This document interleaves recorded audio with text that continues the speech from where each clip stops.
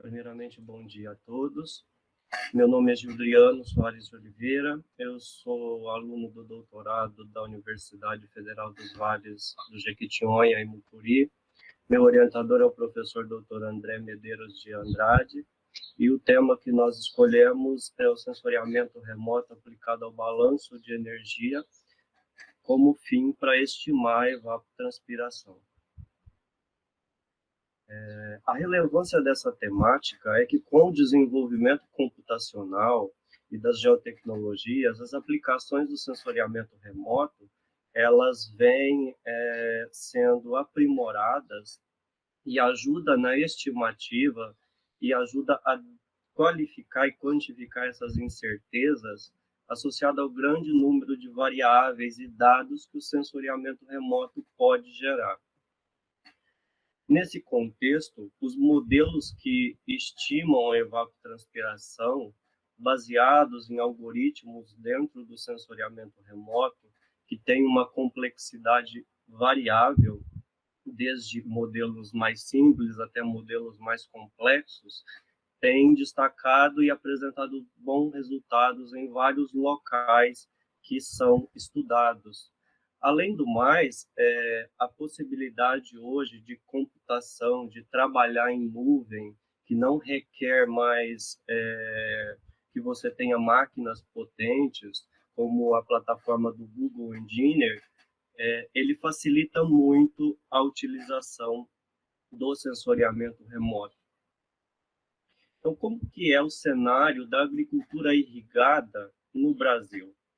A irrigação é o setor que mais demanda água na agricultura e no sistema em geral, e impõe um desafio muito grande na gestão e manejo desses recursos hídricos. Nós vemos que, a nível de Brasil, a retirada de água por irrigação chega em 50%, enquanto os outros usos, indústria, 9%, abastecimento, retiram menos água de um total de 2.131,09 metros cúbicos por segundo demandado. O consumo em metros cúbicos por segundo da irrigação, a nível de Brasil, chega a 66%.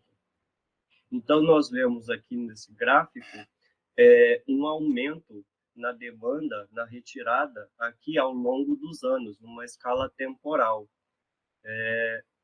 Já no consumo, também o consumo tende a aumentar, e a projeção para o futuro é que aumente ainda mais em face das mudanças climáticas que estão ocorrendo.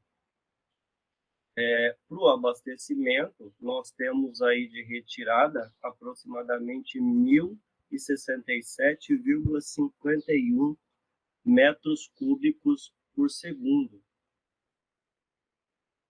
Em termos de consumo, nós temos 765,53 metros cúbicos por segundo. Já a agricultura irrigada em Minas Gerais é um estado que possui o maior volume de pivôs e de áreas irrigadas. Nós temos um total para irrigação de retirada de 54,7%, de 258,09 metros cúbicos por segundo. Já o consumo, ele varia em torno de 73,75% de metros cúbicos por segundo. Nós temos, então, a retirada de 141 metros cúbicos por segundo e o consumo de 123,21 metros cúbicos. E em Unai, nós temos a maior área irrigada do estado, e se não do Brasil, em termos de área irrigada. A irrigação, a irrigação retira de água aproximadamente 94%, os outros usos são bem pequenos em face da irrigação. O consumo da irrigação é de 96%, Então, nós temos aí uma retirada de 9,85 metros cúbicos e um consumo de 9,13 metros cúbicos por segundo.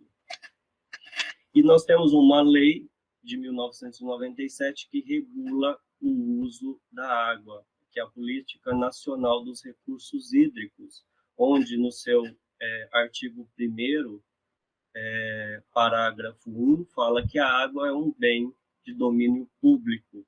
A água é um recurso natural limitado e que possui um valor econômico, embora é difícil de ser mensurado esse valor econômico. Em situações de escassez, o uso prioritário é o consumo humano e depois dessedentação dos animais.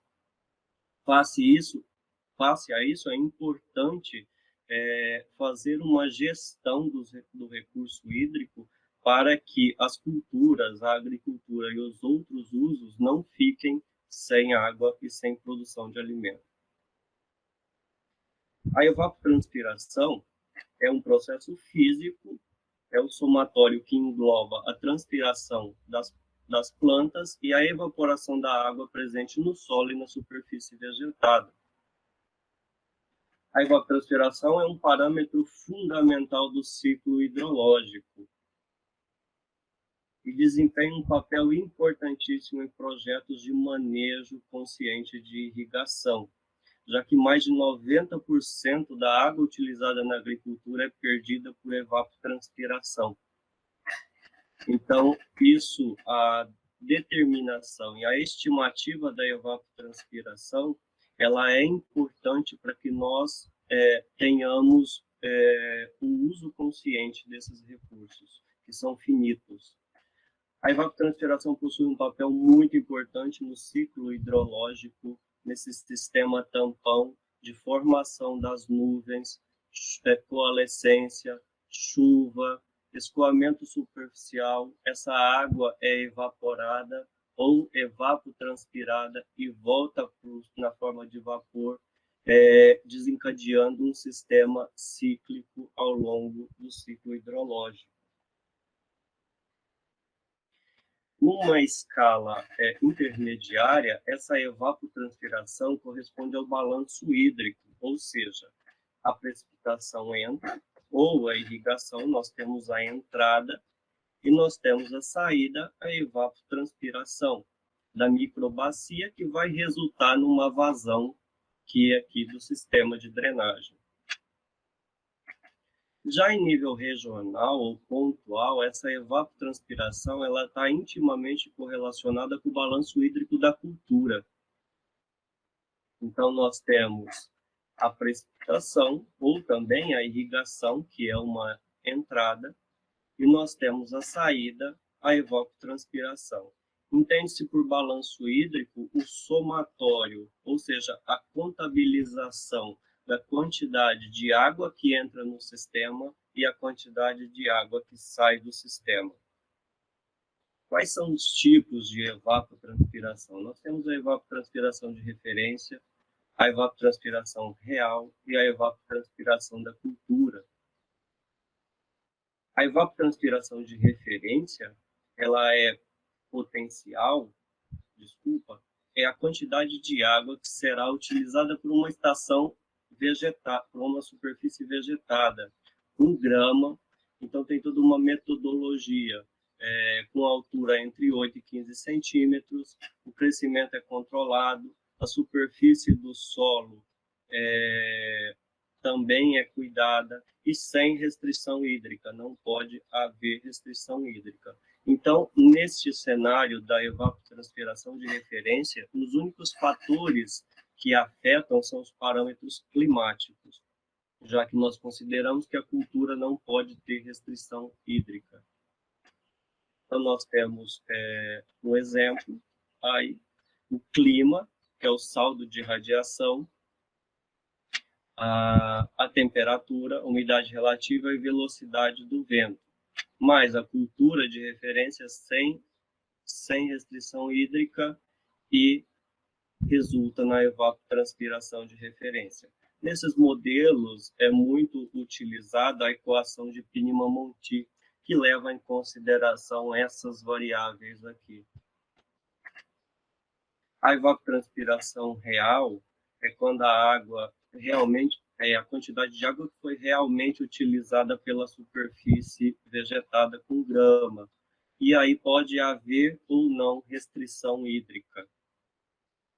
Então, é a evapotranspiração de uma cultura hipotética com 12 centímetros de altura e uma resistência aerodinâmica. O solo precisa ter um albedo de 0,23, ou seja, refletindo 23%. E quando não há restrição hídrica, nós falamos que a evapotranspiração de referência real, ela é igual à evapotranspiração potencial. ETR é igual a ETP.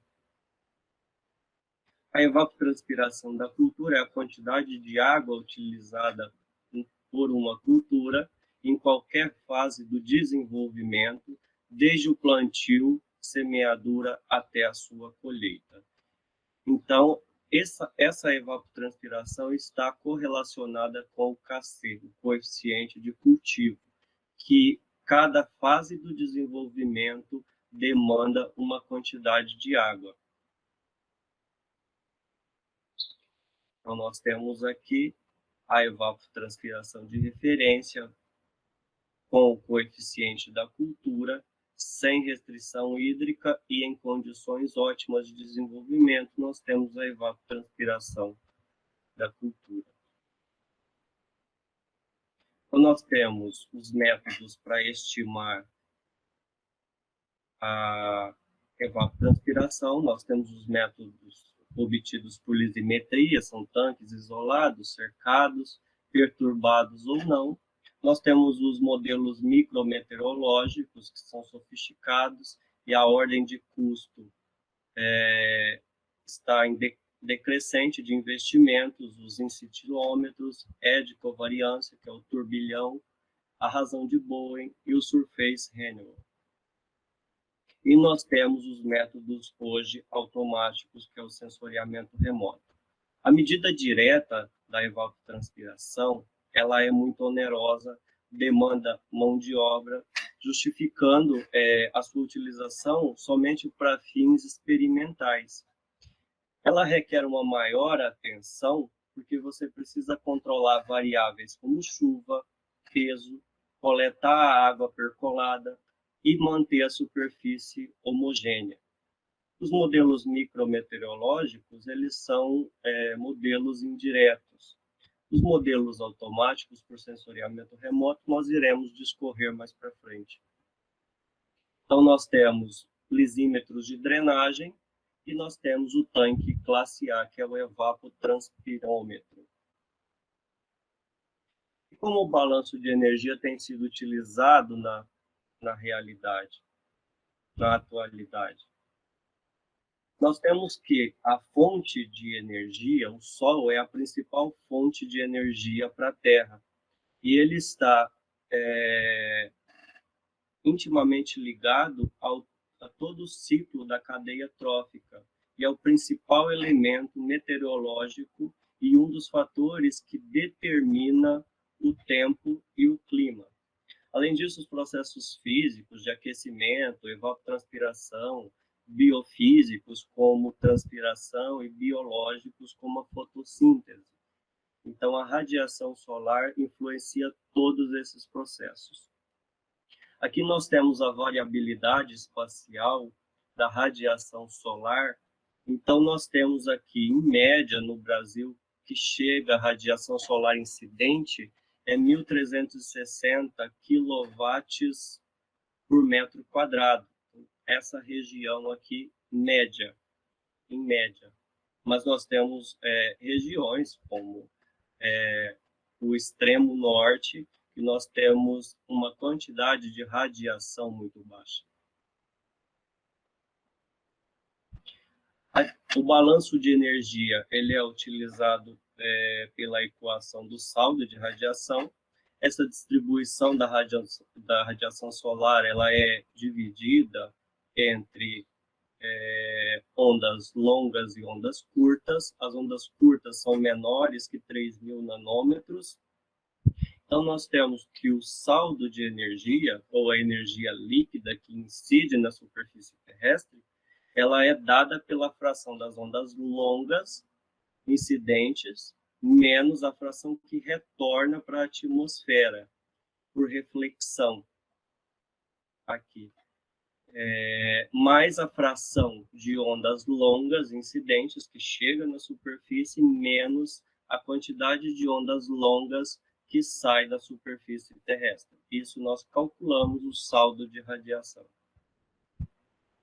Então, nós temos de 100% da radiação solar incidente, somente 51% é absorvido pela superfície terrestre.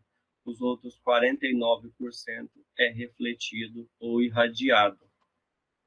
Então, a radiação solar ela fornece anualmente para nós cerca de 1,5 vezes 10 a 18 kWh de energia. E isso que é responsável por manter a vida no planeta. Dessa quantidade que chega no solo, 51%, 25% dessa energia é absorvida pela água, 21% pelo solo e 0,2% somente é utilizado nos processos fotossintéticos.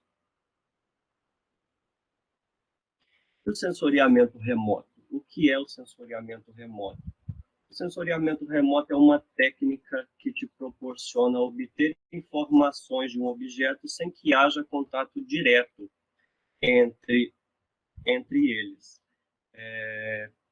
E a principal fonte de energia para nós é a interação radiação-matéria. Nisso é o princípio que trabalhamos dentro do sensoriamento remoto. Dentro do sensoriamento remoto, para estimar o balanço de energia, nós também utilizamos os índices de vegetação, que são medidas radiométricas adimensionais, que variam de -1 a +1, que possibilita você chegar a várias informações, como o índice de área foliar, porcentagem de cobertura verde, o teor de clorofila e a biomassa verde, entre outros usos que existem.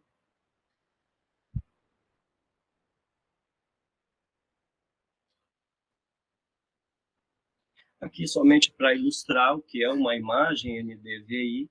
Então, nessa área de talhões de cana-de-açúcar, nós temos um NDVI variando de 0,13 até 0,77. Isso é a cobertura, que depois foi transformada em produtividade de biomassa, variando em 34,62 até 106,51 toneladas por hectare. Quais são as vantagens de utilizar o sensoriamento remoto para determinar a evapotranspiração por meio do balanço de energia? Você consegue um grande número de dados e pode ser feito onde houver dados climáticos disponíveis. Então, se você tiver uma estação meteorológica, você consegue obter o balanço de energia por meio do sensoriamento remoto e uma boa precisão nas estimativas da evapotranspiração. Quais são as desvantagens? É a repetitividade. Nós temos alguns satélites que passam com resolução temporal de 28 dias, nós temos satélites que são quinzenais, até satélites que são diários. E a cobertura de nuvem é o principal desafio dentro do sensoriamento remoto. Às vezes nós queremos fazer um trabalho em determinada área e em uma data específica nós encontramos imagens para aquela data, mas as imagens estão com muita cobertura de nuvem. Então isso é o principal desafio, embora haja algoritmos dentro do sensoriamento remoto que possibilita o tratamento dessas imagens para remover um pouco do efeito das nuvens. Então, dentro do sensoriamento remoto, para determinar o balanço de radiação, o balanço de energia, nós utilizamos alguns algoritmos. Nós temos o algoritmo CEBAL, que é o Surface Energy Balance Algorithm for Land. Nós temos o METRIC e nós temos o SAFER. Nós temos outros algoritmos, mas os principais aqui são esses, e dentre esses, o mais utilizado é o CEBAL. O CEBAL estimula o fluxo de calor latente com o método residual da equação do balanço de energia. Os sensores remotos que nós utilizamos, os dados orbitais, eles precisam ter bandas que contemplem o espectro visível, o infravermelho próximo e uma banda termal. Como eu disse, esse método é um dos mais destacados, porém ele apresenta algumas dificuldades, que é em lugares com relevo montanhoso, onde nós temos uma face que pode não receber radiação solar durante um período, então ele precisa ser tratado. O CEBAL ele pode ser dividido em duas etapas. Nós temos uma primeira etapa, que é a aquisição de imagens. Aqui foi esse trabalho que eu peguei. Ele utilizou de Moreira, 2010, ele utilizou o Landsat 5, mas existem trabalhos com sensor MODIS, com Landsat 8. Então, essa etapa vai calcular a radiância, calcula a reflectância, o albedo no topo da atmosfera. Como eu disse, aqui você pode entrar com uma imagem de radar, um modelo digital de elevação, para tratar essa superfície, para calcular o albedo da superfície. Nós temos o cálculo dos índices de vegetação, a emissividade, a radiação de ondas longas emitidas, de ondas longas incidentes. Depois nós temos temperatura e nós temos a radiação de onda curta incidente, para chegar na segunda etapa, que é o balanço de radiação da superfície.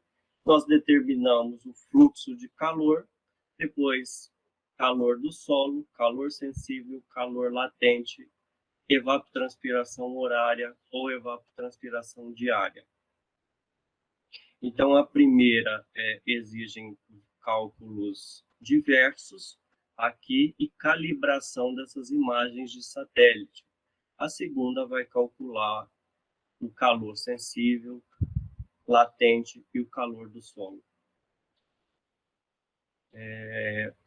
Silva, estudando essa área aqui, chegou numa radiação, um saldo de radiação de 323 até 667, utilizando o CIBAL em watts por metros quadrados. Então, nós vemos algumas áreas onde o fluxo de calor, o saldo de radiação é maior. Aqui, na figura B, nós temos o fluxo de calor do solo. Então, nós temos áreas que têm próximo a zero e áreas com fluxo de calor mais elevado, provavelmente áreas com solo exposto, áreas urbanas ou com alterações antrópicas muito grandes. Nessa figura, na figura C, nós temos o calor, o fluxo do calor sensível, em watts também por metro quadrado, variando de 0 a 602. E, por fim, nós temos o calor latente da bacia do Rio Lontras, que variando aqui de 34 até 622. Então, ele chegou aqui numa média entre diversos usos, calculou média, mínima, e o coeficiente de variação entre diversos usos e as radiações e o fluxo de calor, para chegar nesse resultado, que é o resultado da evapotranspiração. Então, aqui se espera que os maiores valores se encontrem nos corpos hídricos. Então, a gente vê essa imagem aqui, ela está fundida com o modelo digital de elevação, então dá essa superfície, essa rugosidade. Então, nós vemos que próximo aqui aos corpos hídricos, você encontra os maiores valores de evapotranspiração.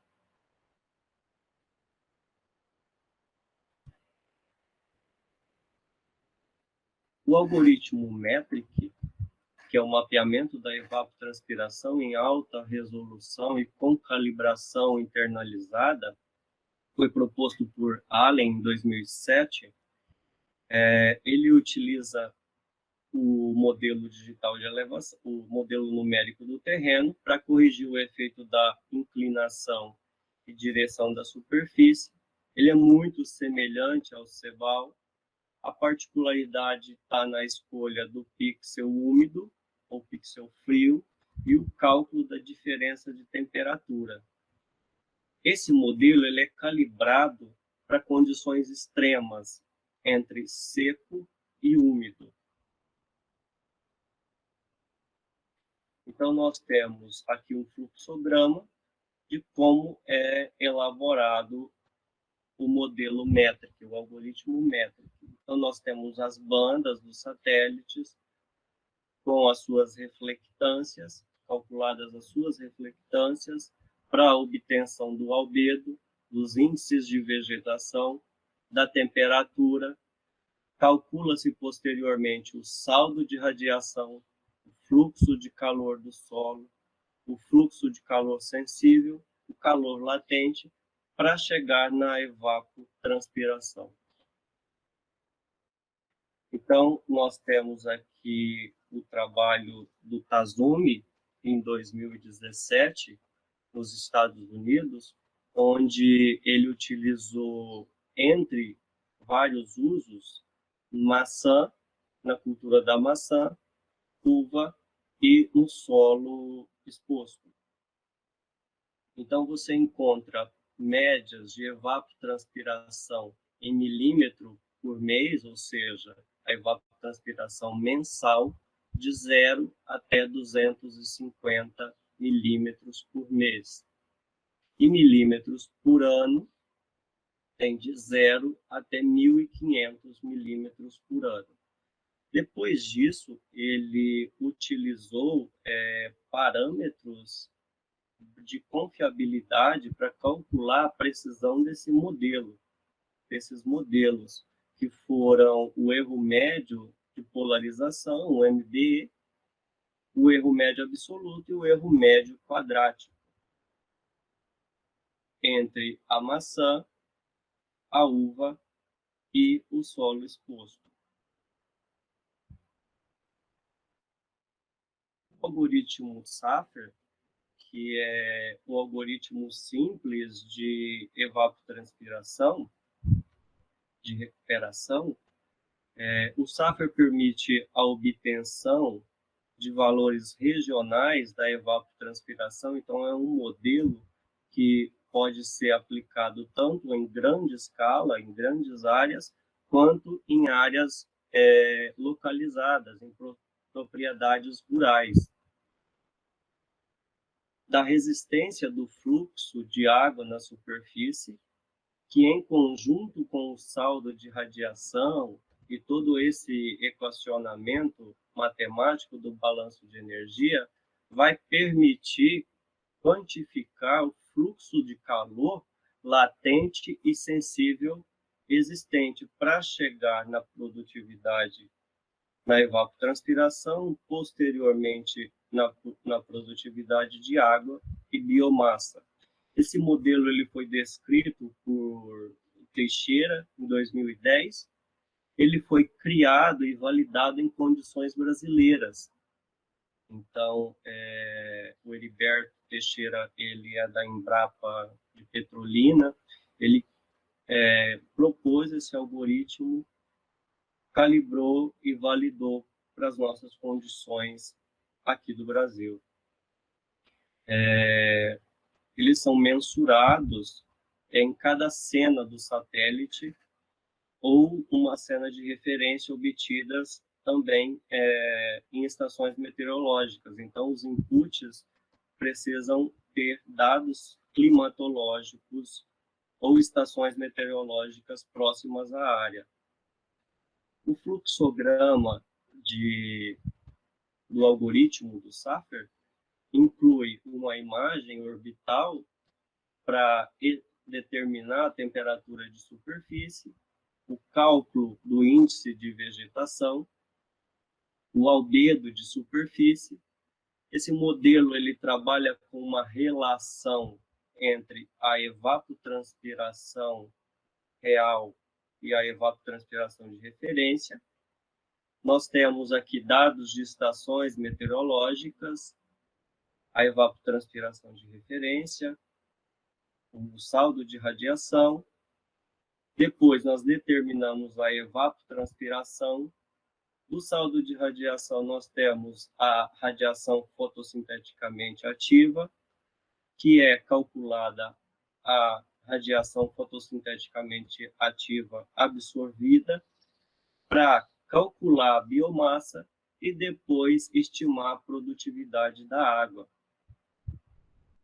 Então, esse modelo ele apresenta uma peculiaridade que é de simples aplicação, porque não é necessário a classificação da vegetação, dos usos do solo, e dispensa a verificação das condições hidrológicas extremas, como no modelo METRIC, que ele é feito para duas condições, seco e úmido. Esse modelo ele não precisa dessa verificação pelo operador. E também a necessidade de conhecimentos específicos sobre a física da radiação. Esse modelo ele não requer esse conhecimento. Então, nós temos aqui um trabalho onde foi determinada a evapotranspiração, a distribuição espacial da evapotranspiração, nessa área aqui do Noroeste e Nordeste paulista, em 2013, 14 e 2015. Então, nós temos áreas que são menores que essas áreas amarelas de evapotranspiração, e áreas entre 4 e 5 milímetros por dia. Já a produtividade de biomassa em 2013, ela variou aí nessa faixa de 76 até 175 quilogramas por hectare dias, e a produtividade hídrica, ou a produção de água, teve uma faixa aqui entre 4 a 5 em algumas áreas, outras áreas de 2 a 3 quilogramas por metro cúbico. Em 2014, os autores identificaram que aqui nessa região houve um problema hídrico, foi um ano atípico na região. Então, eles viram que foi a evapotranspiração, a produtividade de água e a produção de biomassa, ela foi fortemente influenciada por esse problema hídrico que nós tivemos na região. Aqui.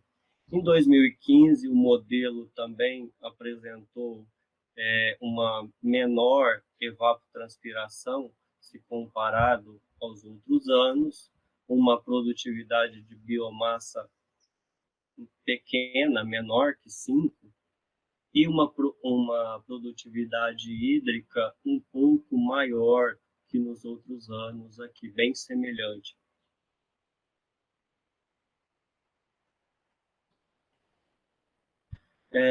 O que nós podemos concluir ou considerar sobre esses modelos? Esses modelos automáticos que utilizam algoritmos apresentam uma precisão muito boa e pode ser aplicado em áreas extensas. Essa é a principal vantagem, o principal ganho que nós temos. Os modelos, os métodos diretos, eles são muito pontuais, são a níveis experimentais. Os modelos automáticos nós podemos aplicar em áreas extensas. O diferencial é que vai possibilitar essa gestão dos recursos hídricos. É uma ferramenta de agricultura de precisão, de manejo de irrigação. Então, você vai dar para a planta realmente aquilo que ela necessita, nem mais nem menos. E também vai facilitar você escolher qual é o melhor horário para irrigar, visando a diminuição no consumo de energia. O modelo Safer, por exemplo, permite a estimativa da biomassa e a produtividade de água. Isso é um grande ganho para nós da região. Bom, pessoal, muito obrigado. É isso.